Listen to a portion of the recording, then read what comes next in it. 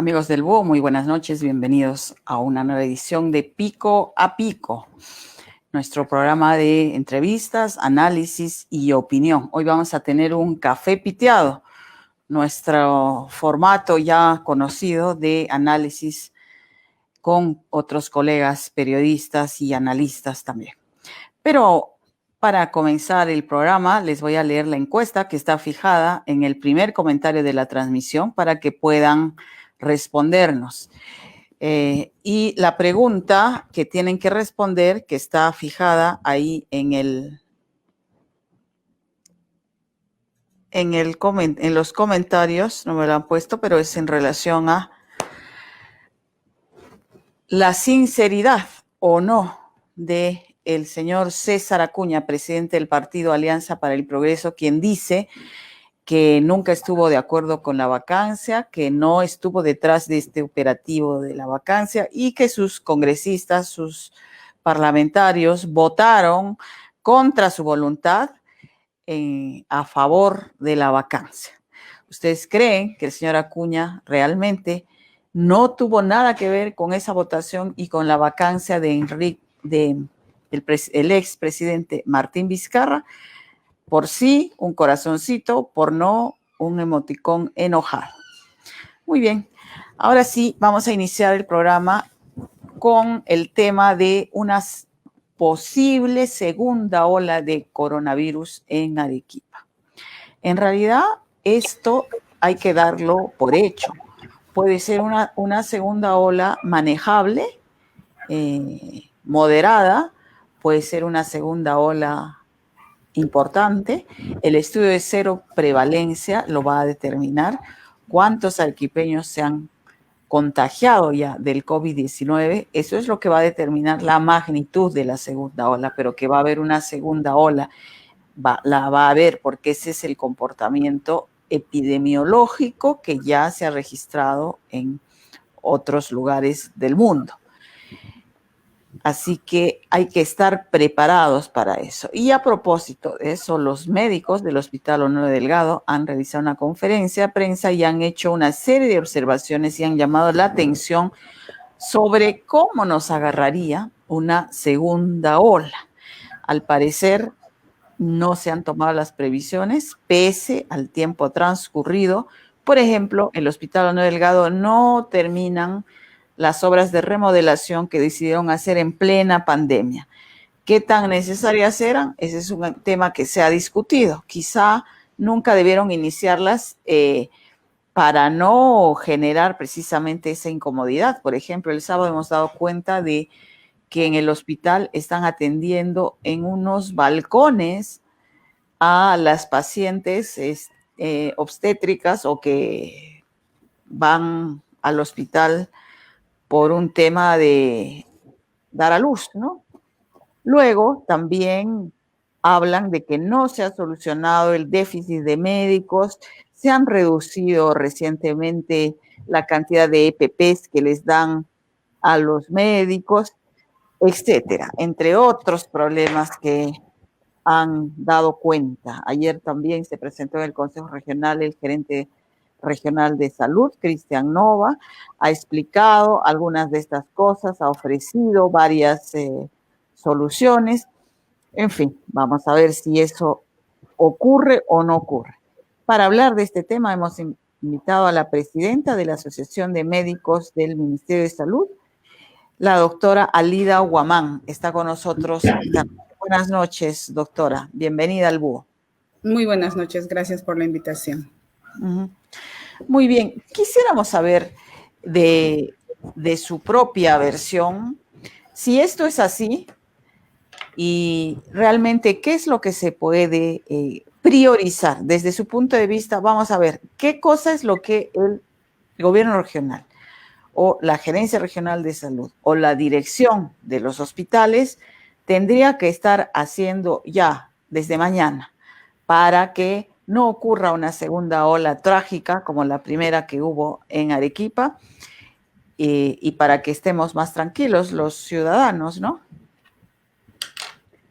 Bueno, lamentablemente la situación es tal como ustedes la mencionan. la conclusión es, no estamos preparados para una segunda ola, un incremento de pacientes en forma masiva como ocurrió los primeros meses de este año.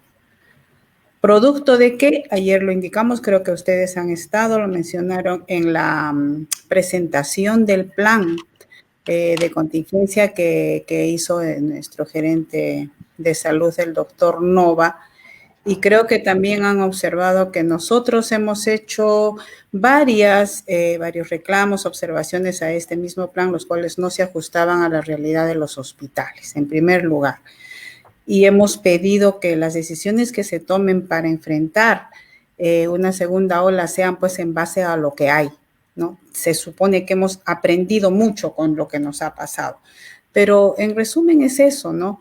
El hospital COVID, que es el Hospital Honorio Delgado, determinado COVID en la región Arequipa, ustedes saben que ese es el único hospital de referencia de la región sur.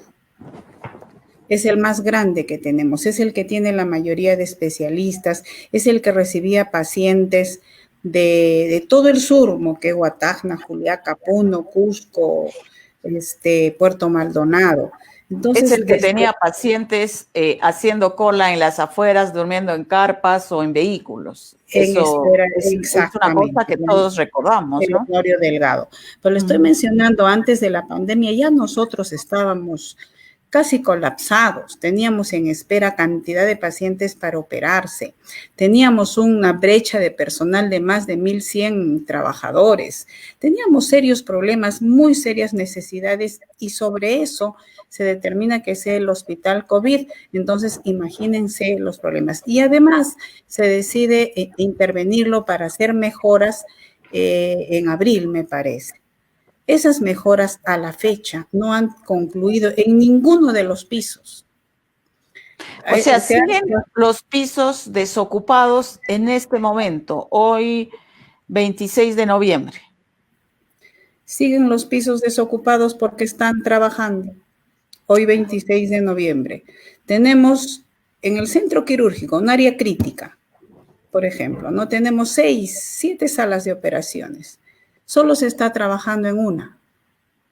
Imagínense. Bueno, pero eso de las salas de operaciones, perdón, desde antes de la pandemia estaba así, ¿no? Que habían desperfectos, la cuestión que operativa había una o dos, si mal no recuerdo. No, eso estaban trabajando. No. Hemos estado, si bien faltaban muchas cosas en varias de las salas, sí se pidió la intervención, el mejoramiento, la implementación, pero estaban trabajando todos los quirófanos. Entonces se decide mejorar y nos dejan una sola sala para tratar los pacientes quirúrgicos COVID, ¿no? Y los pacientes no COVID, todos los que les he mencionado anteriormente, debían ser atendidos en el Hospital Goyeneche, sabiendo que el Hospital Goyeneche jamás iba a poder atender en su totalidad la demanda del hospital más grande, ¿no? Entonces, ahorita también tiene serios problemas. Asimismo, se intervino el quinto piso, donde es neumología. Los pacientes de tuberculosis están arrinconados prácticamente porque no se terminan los trabajos. El segundo piso, que es medicina, tampoco se ha concluido una parte. Ahí se han atendido la mayor parte de pacientes hospitalizados. El primer piso, pediatría, ha estado en Paso Holandesa, ha estado en otros ambientes. No tiene sus camas de hospitalización ahorita, no tiene su área de cuidados intermedios, donde se intubaban niños delicados. Entonces, ¿con qué enfrentaríamos un incremento de pacientes? A eso se ha sumado la ausencia de personal médico y asistencial, me imagino, también, que por ser de grupos de riesgo están de licencia. Así es. Y para suplir eso se contrató una cantidad de personal que ahora se han ido también porque ya no hay presupuesto para pagarles. ¿Es así? ¿Es exacto esto? La información es que se están suspendiendo algunos contratos de este personal, ¿no? Es cierto que, por ejemplo, el personal contratado para los CAT, ¿no? Los centros de atención temporal, los prefabricados que están afuera, están con muy poco paciente, ¿no? Sin embargo, si prescindimos de este personal, vamos a tener un presupuesto para contratarlos nuevamente. ¿Quién nos asegura eso? Los vamos a necesitar, ¿no? En este momento, muchos de los médicos que salimos por edad o por comorbilidad, estamos volviendo ante la necesidad de personal para el trabajo, ¿no? Pero hay varios problemas que ver en ese sentido, ¿no? Uno muy serio, por ejemplo, es que hace como mes y medio no se están realizando pruebas rápidas al personal. Ese control permanente que debe tener el personal que está en contacto con pacientes contagiados, que debe hacerse cada semana, cada 15 días, no lo están haciendo. ¿Por qué no hay? Se han agotado. Porque no hay pruebas, se han agotado. Nuestro gerente dice que han llegado 24,000, miles de pruebas que ya se ha distribuido o que se ha comprado, no llegan, ¿no? Entonces, eso en una emergencia sanitaria y en un hospital que está tratando este tipo de pacientes es negligencia. Se está arriesgando al personal a que se contagien. Ustedes saben que tenemos casi 250 médicos fallecidos. De ellos, hay varios fallecidos de nosotros, más de 30 médicos en la región Arequipa, personas, médicos especialistas, valiosos, docentes, que tenían muchos planes para mejorar el sistema de salud, que estaban trabajando, dirigentes gremiales. Entonces, no podemos nuevamente pensar que eso puede suceder, ¿no? Tenemos que prepararnos. Doctora, y creo yo que no lo estamos haciendo. Sí. Usted como presidenta de la Asociación de Médicos del MINSA, quizá han tenido reuniones o han llegado a un cierto consenso. ¿Qué cosa es lo que solicitan específicamente? Teniendo en cuenta que en realidad, pues, esta crisis del sistema de salud es anterior al COVID, es anterior a esta gestión regional, es anterior en realidad a muchas cosas, ¿no? Pero ahora estamos ante el riesgo de enfrentar una segunda ola. Entonces, ¿qué es lo que pedirían de hacer a la gestión regional o al MINSA? Porque está un poco eso también en un plano medio difuso de que hay algunas cosas que podría hacer el MINSA, sobre todo en la pandemia, ¿no? Y cosas que debería hacer la gerencia regional directamente sin depender del Ministerio de Salud ni de nada, ¿no? Entonces, ¿qué es lo que solicitan puntualmente? A ver, es bien cierto que la pandemia nos coge, pues, en una situación precaria al sistema de salud, no solo en Arequipa, esto a nivel nacional, ¿no? Eso lo sabemos. Pero se han dispuesto grandes presupuestos desde el nivel central, lo sabemos, que han sido también dirigidos a nuestra región, ¿no? Creo yo que las decisiones que se tomaron para enfrentar la primera ola no fueron precisamente las correctas, ¿no? Pero ya, estamos ahí. En este momento, como usted dice bien, tenemos que prepararnos para la segunda ola, entre comillas. Entonces, ¿qué es lo que pedimos? En primer lugar, si tenemos determinado un hospital COVID, si se ha empezado a preparar ese hospital, pues es lógico que ya deberían terminar, son 7 meses que están trabajando. Primero que acaben las obras ya, en primer ¿no? lugar es que terminen, pero que sea evidente, no están trabajando, han paralizado los trabajos. Entonces, y no nos vamos a pasar días mirándonos las caras, hay que trabajar, eso debe terminarse piso por piso. Y ahora, faltando en cada piso, faltan tantas cosas desde la emergencia, desde el sótano, ahora se decide intervenir, recién van a empezar a intervenir el tercer piso, todo el área de ginecobstetricia. O sea, se ha trabajado en una situación tan incómoda en estos últimos meses, atendiendo pacientes graves, llenos de polvo, de escombros, con personal que subía, bajaba, que ocupaba los ascensores donde se debe trasladar pacientes, porque estaban trabajando cuarto, quinto, segundo y primero, cruzándose con el personal, con los trabajadores, y ahora se va a intervenir la mitad del hospital para llenar de polvo nuevamente y de trabajadores. ¿Y cuándo van a terminar? Entonces, me parece que son decisiones no muy lógicas ante lo que se nos viene, ¿no? Tenemos que relacionar qué tenemos, qué debemos hacer, pero qué podemos hacer en forma más oportuna y esperar preparados lo que se pueda venir. No empezar ahora sabiendo que jamás se cumplen los plazos que nos indican por X problemas, ¿no? Entendamos que estamos, al personal, médico, ¿qué hacer? Porque la escasez, el insuficiente número de especialistas, en este caso, por ejemplo, intensivistas, es algo que no se puede solucionar, digamos, en corto tiempo, ¿no? Porque no se va a preparar médicos. Ese ha sido uno de los problemas. No sé qué otros problemas concretamente con los médicos, con el personal, usted pudiera mencionarnos que en cuanto al personal, sigue siendo ese problema. Y es un problema no de Arequipa, es un problema a nivel nacional. Nos faltan especialistas de áreas críticas, médicos emergenciólogos, médicos intensivistas, médicos anestesiólogos, todas las áreas críticas. Tenemos una deficiencia, ¿no? Que bueno, es otro tema analizar esta situación para poder dar más oportunidad de que se formen estos especialistas. Eso toma tiempo, ¿no? Entonces, los pocos que tenemos han tenido que asumir la atención de estas áreas, han tenido que, pues, dividirse, atender cantidad de pacientes, porque hay normas para cuántos pacientes puede atender un médico, pero ellos han atendido mucho más, todo lo que se ha podido, están agotadísimos ahorita.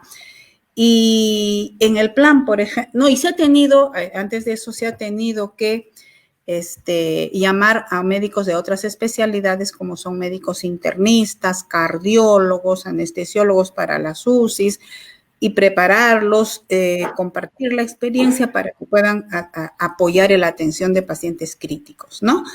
Entonces, ahora, por ejemplo, en el plan, ayer le preguntaba al doctor, ¿se va a volver a hacer eso? ¿Nos va a faltar? Si es que asumimos la cantidad de pacientes que dice el plan de la doctora Massetti, por ejemplo, ¿no? Más de 8 millones de infectados y un porcentaje de complicados y otros se van a morir. ¿Quién va a atender a estos pacientes? Entonces, en el plan tiene que estar, vamos a asumir otras especialidades afines, vamos a capacitar este personal, incluso se tiene que capacitar en oxigenoterapia, por ejemplo, a médicos generales, y eso no está. Ese tipo de cosas se tiene que hacer ahora. Prepararnos, con qué personal, con qué enfermeros, con qué técnicos. Esa planificación no está clara. Si bien se ha avanzado, se ha hecho en la exposición, por ejemplo, tenemos más camas UCI, tenemos más camas de hospitalización, pero no está definido cómo precisamente lo vamos a enfrentar. Y esto es solo los hospitales. Y el primer nivel, ese es otro tema mucho más amplio y también con muchas necesidades. El primer nivel, claro, que debería jugar también un papel importante en esto, ¿no? Al final se les asignó, pero no habían los recursos, en fin.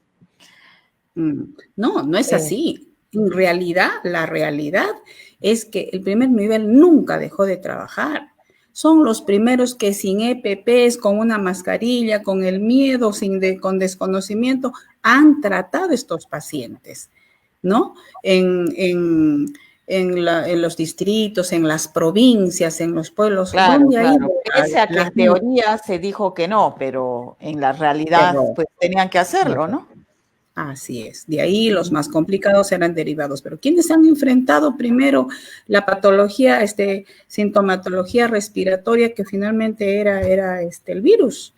Nuestros médicos generales de los centros y puestos de salud, ¿no? Y fue un error cuando nuestro expresidente, pues creo que en julio dijo, y a partir de ahora van a trabajar el primer nivel. No es cierto. El primer nivel jamás dejó de trabajar. Fue enfrentar una primera línea, ¿no? Y bueno, después ya los complicados. Y lamentablemente toda la atención se ha dado a los hospitales, ¿no? Porque, bueno, por el incremento de pacientes, las complicaciones, etcétera. Pero no, es todo un sistema que hemos tenido meses para analizar esto y preparar ambos, no tanto el primero, segundo y tercer nivel. Bien, doctora. Reconociendo la responsabilidad del nivel central o del nivel nacional, ¿no? Del gobierno regional, la falta de planificación, las decisiones equivocadas, y del nivel nacional la falta de oportunidad en que llevaran los recursos, las idas y venidas, que ha habido varias en cuanto a los protocolos, ¿no es cierto? Digamos que todo eso ya pasó y ojalá haya algún aprendizaje, pero de esta experiencia terrible que les ha tocado vivir a los médicos, enfermeras y a las familias que han sido afectadas con algún contagio, ¿qué cree usted que se puede sacar como lección para enfrentar una segunda ola? Es cierto que la responsabilidad es del gobierno, pero también, digamos, los propios médicos quizá han sacado algunos aprendizajes para enfrentar mejor esta pandemia, y la ciudadanía quizá también hemos cometido muchos errores, ¿no?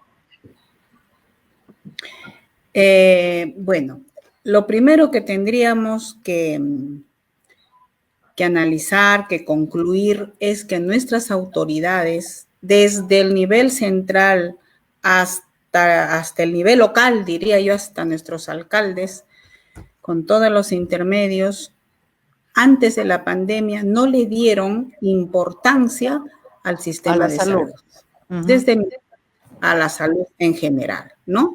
Hemos descuidado, nos hemos dedicado a hacer un tipo de atención meramente asistencialista, intervencionista, pero no preventiva. Entonces, creo que eso es lo primero que debemos aprender ahora que tenemos, no que esperar que un paciente se complique para atenderlo, sino tenemos que evitar que se enferme. Entonces, las medidas preventivo-promocionales son importantes. Y en ese sentido debo decirle que Arequipa ha respondido. Es una de las ciudades donde muy poco se ve. Si vamos a dar una vuelta por el centro de la ciudad, por ejemplo, yo podría decir que el 99.9% de personas que caminan por la calle están con su mascarilla, si es que no usan también un facial, ¿no? Entonces, la población aprende, no solamente por el instinto de conservación, de protección, sino porque sabe, quiere protegerse y quiere proteger a su familia. Entonces, la población aprende cuando nosotros insistimos en que las medidas son importantes. En eso tenemos que continuar. Yo pienso que sí ha respondido.